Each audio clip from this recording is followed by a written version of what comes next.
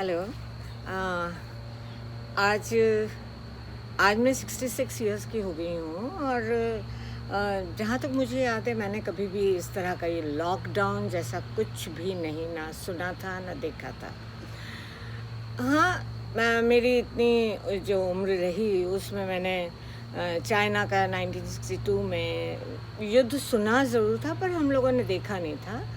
और of course 1965 का 71 का जो पाकिस्तान और इंडिया का जो युद्ध हुआ था वो हम लोगों ने प्रैक्टिकली हम लोगों ने देखा भी था। सबसे बड़ी चीज़ जो मैं वहाँ यहाँ पे इस वक्त उस विश्व युद्ध की बात यहाँ पे इसलिए कर रही हूँ क्योंकि युद्ध वो भी था, युद्ध ये भी है।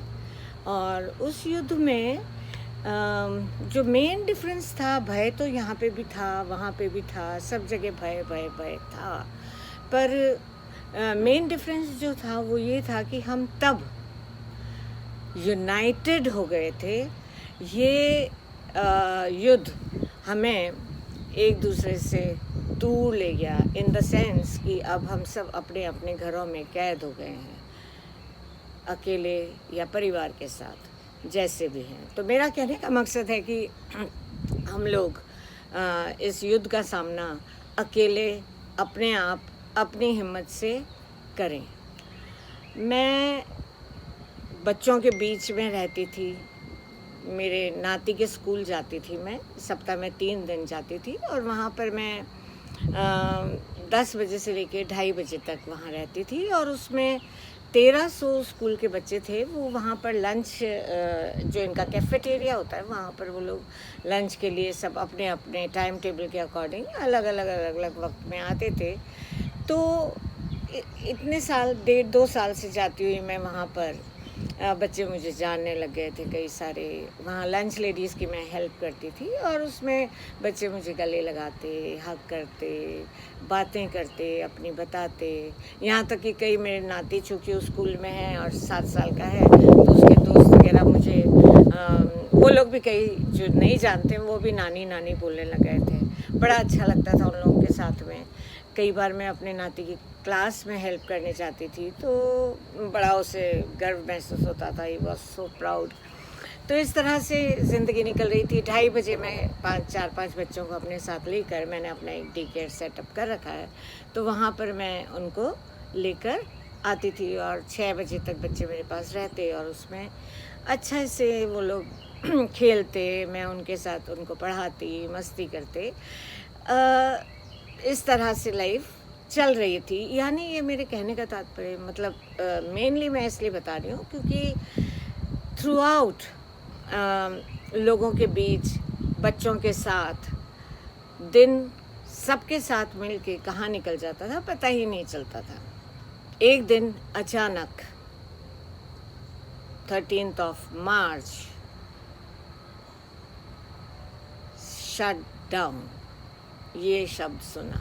शट डाउन यानी सब बंद, सब लोग अपने घरों से काम करेंगे, कोई घर से बाहर नहीं निकलेगा। शुरुआती दिन तो बड़े ही वैसे निकले, समझ नहीं आए कि क्या करें, कैसे करें, अकेले कैसे टाइम पास होगा। हालांकि मेरे बेटी और दामाद मेरे साथ हैं पर फिर भी बहुत ही मुश्किल लग रही थी शुरुआती दिनों में। परंतु जैसे इंसान की फितरत है कि वो बहुत जल्दी नए माहौल में अपने आप को ढाल लेता है, तो मेरा भी इसी तरह वक्त निकलने लगा। ख़ास तौर से शुरुआत में तो नए नए पकवान बनाने, नई नई चीज़ें, वैरायटी टेस्ट करनी, बच्चों के लिए नाती पोतों के लिए अपने खाना बनाना, उनके लिए उनकी पसंद की चीज़ें बनाना। अच्छा मज़ा आ रहा था सब कुछ और इसी में वक्त निकल रहा था। फिर धीरे धीरे शुरुआत हुई। हालांकि महीना मैंने अपने नाती जो मेरा जान है मेरी, उसको मैंने महीना नहीं देखा। बुरा भी लगता था, कई बार दुख भी होता था, परंतु ठीक है, वक्त की मार थी, ये डिमांड थी। फिर उसके बाद वीडियो कॉलिंग होने लग गई, वीडियो के थ्रू हम लोग पढ़ने लग गए, बातें करने लग गए। दैट वाज अगेन मुझे एक उस वक्त का इंतज़ार रहता था कि अब इस वक्त ये बात करेगा।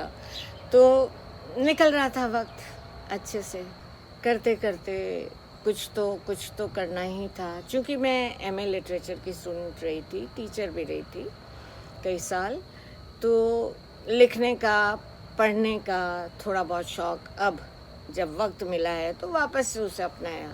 तो कुछ कविताएं लिखी,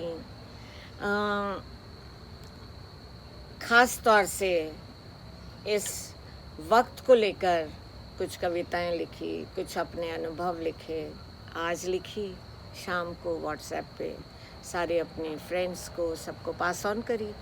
रात को इंतज़ार रहता कि सबके जवाब आएंगे वापस, और खुश हो जाते हैं सब। वाओ, गुड बैड सब कुछ बोल बोल के अच्छा टाइम निकल रहा था। कविताओं के साथ साथ मैंने, चूँकि मेरे को हेरिडिटी में मिली है ये एक वसीयत के तौर पे ड्राइंग करने का, तो मैं कुछ ड्राइंग भी कर लेती हूँ। तो काफ़ी मैंने इस दरमियान ड्राइंग्स करी अपने लिए, अपने फ्रेंड्स को जो है दिखाई, घर वालों को दिखाई। सब बहुत ही अप्रिशिएट करते थे कि हाँ, ये ड्राइंग जो है ये बहुत अच्छी है। जब आप थोड़ा सा एकांत में होते हो, आपके पास काम कम है, थकान नहीं है, तो जो पिछले अपनों को छोड़ गए, जो जिनको हमने करीब एक तरह से दफन ही कर दिया था दिमाग से, वो लोग याद आने लगे। फ़ोटोज़ देख के उन लोगों की यादें, यदाकदा आंखें भर आती। मेरे दादी, मेरे पापा, मेरे हस्बैंड, इन सब को याद करके। पर समय इतना नहीं कहता कि हम पिछलों को पकड़ के चलते रहें। We have to move on, हमें आगे बढ़ना ही है। तो जो भी हो, मेरा सभी को ये कहना है कि ऐसा समय वापस नहीं आएगा। इन द सेंस कि आप इसे अपनों के साथ, इतने वक्त के साथ आप यहाँ पर समय बिता रहे हैं। लोग कुकिंग कर रहे हैं, लोग बहुत कुछ कर रहे हैं जो उन्होंने अब तक की ज़िंदगी में नहीं किया था। सबसे बड़ी चीज़ है कि कमियों में रहना सीख रहे हैं। ऐसी बात नहीं है कि लोगों को कमियों में ही रहना चाहिए, परंतु हाँ, ये कभी सोचा नहीं था कि इस तरह की भी ज़िंदगी हो सकती है, तो ये होने लगा। तो सबसे पहले तो मैं इस माध्यम के थ्रू उन सभी को धन्यवाद देना चाहूँगी जो जिस तरह सेना बॉर्डर पर खड़ी होकर हमें अपने दुश्मनों से बचाती है, जिससे हम अपने घर में बैठे महफूज रहते हैं, सेफ रहते हैं। उसी तरह ये जो डॉक्टर्स हैं, जो ड्राइवर्स हैं, ये कई सारे नर्सेस, ये स्टाफ जो इस युद्ध में सेना के माफिक आगे बढ़ा हुआ है, अपनी जान को उन्होंने हथेली पर रखा हुआ है और वो इसमें हमें बचाने की कोशिश में पूरी तरह लगे हुए। रिसर्चर्स हैं ये सब।